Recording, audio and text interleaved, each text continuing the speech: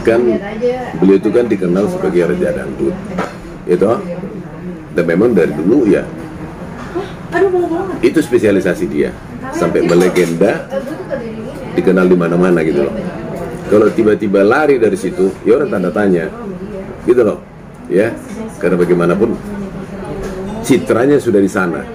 Nah, jadi bicara dari aspek juridis, ya, sepanjang satu pertunjukan atau konser atau apapun namanya itu membawakan lagu grup lain, sepanjang tidak untuk tujuan komersil, ingat itu. Jadi ada komersil, ada non komersil. Kalau kita bawakan lagu orang di hajatan atau event yang memang komersil, wajar sih anu komplain, ya, itu melanggar undang hak cipta, ya, bahkan itu ada pidananya. Tapi kalau dibawakan lagu orang lain dan seizin si pencipta lagu, si pemilik lagu untuk tujuan komersil dan dia bayar royaltinya, sah-sah aja. Tapi kalau dia tidak bayar royaltinya untuk tujuan komersil, itu ada sanksi hukumnya. Nah, tadi Mbak bilang ini bukan event komersil. Nah, jadi meski membawakan lagu orang lain, mungkin lagu grup lain dari luar, itu nggak ada sanksinya. Kenapa? Itu untuk non komersil, ya. Nah, tapi ingat, setiap penyanyi atau artis dia punya manajer. Ada manajer yang mengatur perjalanan karir dia dan seterusnya, ya. Ada perjanjian, pasti ada klausul. Nah, saya tidak tahu apa isinya, saya belum pernah baca. Tapi yang jelas, kalau sampai manajernya atau orang-orang dia komplain, berarti ada sesuatu yang dilanggar. Gitu loh, ya, ada yang dilanggar. Saya tidak baca kontraknya, tapi saya kira itu ya kontrak yang sehat begituan. Kalau sudah diikat kontrak, kalau sudah jelas, ya sepakatin, taatin itu gitu, supaya tidak ada komplain, nggak ada sanksi, nggak ada tabrakan, ya. Nah, tapi karena Mbak bilang ini non komersil, membawakan lagu lain, nggak ada sanksi hukumnya, ya. Nah, soal sanksi moral itu beda, ya. Buktinya apa? Manajernya atau orang-orangnya komplain. Nah, kemudian yang kita sayangkan adalah kita tidak bermaksud memperlebar persoalan, tidak. Beliau itu, ya, Haji Omar Irama itu kita kenal, ya, dikenal publik, dikenal masyarakat luas sebagai raja dangdut, gitu loh. Itu udah identik. Sebut nama itunya, orang tahu produknya apa, tahu warna musiknya apa, tahu siapa penyanyinya. Sampai begitu orang lain juga mencontoh beliau itu. Nah, jadi menurut hemat saya itu mungkin yang sanksi berupa moral mungkin. Sanksi hukum tidak. Kenapa? Ini event atau konser ini sifatnya non komersil, artinya tidak menjual tiket, tidak mengungut bayaran gitu.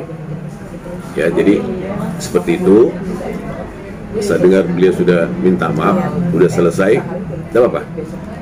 Cuman ini warning aja, warning ke depan, peringatan, ya, supaya nama besar beliau itu tetap terpelihara, terjaga, aman, dan tetap punya pride, bangga sebagai raja dangdut. Saya kira ya beliau sebaiknya bertahan di kafling itu, supaya penggemarnya, audiensnya atau fansnya itu tidak komplain, tidak kecewa, tidak merasa merendahkan gitu loh, ya. Bertahanlah di situ karena itu spesialisasinya, rezekinya di situ, nama besarnya di situ, ya, dan membesarkan dia itu, ya pertahankan itu, ya. Yang sudah terjadi sudah, tapi saya mau tegaskan karena itu non komersil, tidak ada pembayaran, membawa lagu orang, nggak ada sanksi hukumnya, nggak ada sanksi moral, ya. Orang jadi seperti ada bersungut-sungut, ada komplain, ada protes gitu ya, itu sanksi moral. Itu aja yang saya komentari, yang saya respon adalah apa yang dipertanyakan ke saya. Saya belum pernah lihat dokumennya, seperti apa sih isi perjanjiannya, seperti apakah isi kontraknya, apakah menjual tiket atau tidak menjual tiket, apakah mau bayaran atau tidak, saya nggak tahu. Tapi itulah hukumnya. Kalau dia komersil, berarti mendatangkan omset, mendatangkan uang. Kita bawakan produk orang lain, saya kira kalau saya menyatakan wajar orang komplain, wajar orang menuntut dia. Tapi kalau non komersil dan memang tidak dipungut bayaran apapun, terbuka untuk halayak umum, enggak. Sanksi moral ya. Ya kalau mau lebih tajam, kalau mau dipersoalkan, apa sih yang bisa dipersoalkan? Semua bisa dipersoalkan. Nah tapi kan saya dengar beliau sudah minta maaf, ya sudah. Mungkin seperti itu ya. Ya ini kembali ke beliaunya, ke Haji Omer Ramanya. Apa alasannya, apa motifnya? Kan cuma dia yang tahu. Kita nggak tahu. Kita bisa mengamati dan menilai dari luar gitu loh.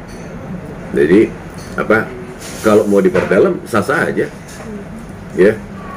Kalau misalnya ada orang bikin laporan polisi dan seterusnya, ya kita nggak mau campur soal itu. Ya. Yang saya mau tegaskan adalah sepanjang itu bukan untuk tujuan komersil, bukan untuk tujuan mendatangkan uang, bukan untuk tujuan memasukkan omset, ya. Berarti non komersil, sanksi hukum tidak ada. Kenapa? Ratusan panggung seperti itu nggak ada tujuan apa-apa. Ya. Tapi kalau tujuan komersil, mendatangkan uang, ya, mencari dana, tapi tidak seizin yang punya lagu, ya, itu ada sanksinya, sanksi hukumnya, ingat itu. Ya. Oke, ini warning ya, ini peringatan ya. Kita belajar dari pengalaman orang tuh sah-sah aja ya.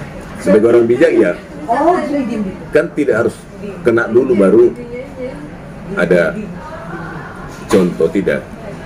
Pengalaman orang bisa jadi contoh juga. Ini himbauan juga dan apa, masukan informasi buat saudara-saudara kita yang memang berkecimpung di dunia musik atau grup band dan seterusnya. Ingat loh, kalau untuk tujuan komersil Anda bawakan lagu orang lain, harus izin dia atau bayar royalti. Tapi kalau untuk tujuan non komersil, ya itu sah-sah aja. Oke? Oke.